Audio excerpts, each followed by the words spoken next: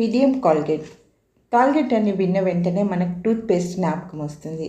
కానీ ఆ పేరు వెనుక ఉన్న వ్యక్తి గురించి తెలిస్తే మీరు తప్పక దేవుణ్ణి స్తుతిస్తారు. విలియం కాల్గేట్ 1783వ సంవత్సరంలో జనవరి 25వ తేదీ ఇంగ్లాండ్‌లోని హాలింగ్బోర్న్‌లో జన్మించాడు. తండ్రి రాబర్ట్ కాల్గేట్ వ్యవసాయదారుడు. అంతేగాక రాజకీయాలలో కొంత ప్రవేశం ఉంది కూడా. రాజకీయ కారణాలను బట్టి కాల్గేట్ కుటుంబం 1798లో ఇంగ్లాండ్ను విడిచి అమెరికాకు వెళ్ళిపోయారు. మేరీల్యాండ్లో కొంత పొలంను కొనుక్కొని అక్కడ స్థిరపడిపోయారు. రాబర్ట్ కాల్గేట్ గారు రాల్ఫ్ మహేర్ అనే అతనితో కలిసి సబ్బులు మరియు కొవ్వొత్తులు తయారు చేసే కంపెనీని ప్రారంభించారు. విలియం ఆసక్తిగా ఆ పనులను నేర్చుకోసాగాడు. వాళ్ళు ఎంతో కష్టపడి పనిచేసినప్పటికీ ఆ వ్యాపారంలో వాళ్ళు రాణించలేకపోయారు. రాబర్ట్ మరలా తన వ్యవసాయ వృత్తిలోనికి వెళ్ళిపోయాడు. కానీ కుర్రవాడైన విలియం మాత్రం ఆ వృత్తిని విడిచిపెట్టలేదు. విలియంకి ఆ వ్యాపారం నచ్చింది. ఇందులో తను తప్పక రాణిస్తానని బలంగా విశ్వసించాడు. కానీ తగినంత పెట్టుబడి లేకపోవడం వల్ల 1 సంవత్సరం తిరిగే లోపే దివాలా తీశాడు. చివరికి తన కంపెనీని మూసివేయాల్సి వచ్చింది. 2 సార్లు దెబ్బతిన్నప్పటికీ విలియం కాల్గేట్ నిరాశ చెందలేదు. ఈ పరిస్థితిలో కెన్నెల్ బోట్ కెప్టెన్గా పనిచేస్తున్న భక్తిపరుడైన తన స్నేహితుడిని కలుసుకోవడం జరిగింది. అతడు విలియంకు ఈ క్రింది సలహాలను ఇచ్చాడు. మొట్టమొదటిగా నీ హృదయాన్ని యేసు ప్రభుకివ్వు. రెండవదిగా దేవునికి చెందిన వాటన్నిటిని దేవునికివ్వు. మూడవదిగా అన్ని విషయాల్లో నిజాయితీగా ఉండు. రాబోయే దినాలలో న్యూయార్క్లోని ఒక వ్యక్తి సబ్బుల తయారీలో అందరికంటే ముందుంటాడు. ఒకవేళ ఆ వ్యక్తివి నువ్వే కావచ్చు అన్నాడు.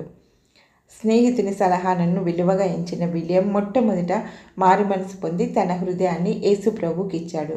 తరువాత ఆయన అనుదినము బైబిల్ తప్పకుండా చదువుతూ ఆదికాండము 28, 20-22లో ఉన్న యాకోబు దేవునితో మొక్కుబడి చేసుకున్నట్లు నీవు నాకు ఇచ్చి యావత్తులో 10వ వంతు నిశ్చయముగా నీకు చెల్లించదును అని మొక్కుబడి చేసుకున్నాడు. 1804వ సంవత్సరంలో కాల్గేట్కు వేరొక సబ్బుల కంపెనీలో అప్రెంటిస్గా పని దొరికింది. వాళ్ళ దగ్గర కూడా సబ్బుల తయారీలో ఎన్నో మెలకువలు నేర్చుకున్నాడు. తను అన్ని విషయాలలో నిజాయితీగా ఉన్నప్పటికీ కంపెనీ వారు తప్పు మార్గాలను ఎంచుకున్నందువల్ల చివరికి 1806లోనే దాన్ని మూసివేయాల్సి వచ్చింది. కానీ కాల్గేట్ నిరాశ పడకుండా స్వంతగా కంపెనీని ప్రారంభించాడు. తనకు ఎక్కువ మంది కస్టమర్లతో పరిచయం ఏర్పడడం వల్ల మంచి పేరు ప్రఖ్యాతి కలిగినందువల్ల ఇతర పట్టణాల్లో ఉన్న కస్టమర్లను కూడా సంప్రదించి వ్యాపారంలో నిలదొక్కున్నాడు. విలియం కాల్గేట్ అండ్ కంపెనీ ఆరంభం నుండే మంచి లాభాలను ఆర్జించి దినదినాభివృద్ధి చెందింది. 6 సంవత్సరాలలోనే శాఖోపశాఖలుగా చీలి ఇతర క్లీనింగ్ వస్తువులను తయారు చేయసాగింది. కాల్గేట్ తన వ్యాపార అభివృద్ధిలో ఎంతో ముమ్మరంగా ఉన్నప్పటికీ దేవుని గురించి కానీ తన సొంత ఆత్మీయ అవసరతలను గురించి కానీ అశ్రద్ధ చేయలేదు. దేవుని వాక్యానుసారంగా నేను చేస్తున్నందువల్ల నేను విజయాన్ని సాధించాను అని ఎల్లప్పుడూ చెప్తుండేవాడు. యాకోబులాగా తాను మొక్కుబడి చేసుకున్న రీతిగా తన రాబడి అంతటిలో 10వ వంతు దేవునికి తప్పక చెల్లించేవాడు. కొద్ది కాలంలోనే కాల్గేట్ న్యూయార్క్లోని సంపన్నులలో ఒకడైపోయాడు. 1811లో మేరీ గిల్బర్ట్తో వివాహమైంది.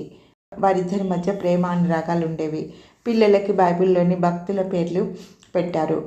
ఆదివారము కుటుంబం అంతా చర్చికి వెళ్ళి ప్రతిదినం కుటుంబం ఆరాధన జరుపుకునేవారు.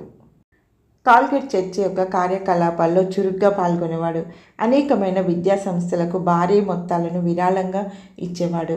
న్యూయార్క్ రాష్ట్రంలోని హెమిల్టన్లోనున్న మెడిసిన్ కళాశాల కూడా విరివిగా విరాళాలు ఇచ్చాడు. ఆయన దాతృత్వానికి ప్రతీకగా నేడు అది కాల్గేట్ యూనివర్సిటీగా పిలువబడుతుంది. మిషనరీ సేవకై పెద్ద మొత్తాలను వెచ్చించాడు. ఒక విదేశీ మిషనరీ సొసైటీ యొక్క ఖర్చులన్నీ తానే భరించేవాడు. 1816వ సంవత్సరంలో అమెరికన్ బైబిల్ సొసైటీని స్థాపించడంలో ముఖ్య పాత్రను పోషించాడు.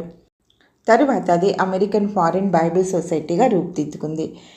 అతడు అమెరికన్ ట్రాక్ట్ సొసైటీలోని పాలక మండలిలో ఒకడిగా ఉండేవాడు. విలియం కాల్గేట్ గారిని అందరూ ముద్దుగా డీకెన్ కాల్గేట్ అని పిలుచుకునేవారు. కాల్గేట్ యొక్క వ్యాపారము దేవుని చేత ఆశీర్వదించబడి దినదినాభివృద్ధి చెందిన కొలది అతడు తన అకౌంటెంట్లను పిలిచి లాభాలలో మొదటి 20% రాను రాను 30% దేవునికి ఇవ్వాలని సూచించాడు. ఆయన ఇచ్చే కొలది అభివృద్ధి చెందసాగాడు. 1857 మార్చి 25వ తారీఖున అతడు రారాజు సన్నిధికి వెళ్ళిపోయాడు. అతని కుమారుడు ఆ వ్యాపారాన్ని కొనసాగించాడు. తండ్రి అనుసరించిన బైబిల్ విధానాలనే అతడు కూడా అనుసరించినందువల్ల ఈ కంపెనీ నేడు 221 దేశాలకు వ్యాపించి ఉంది.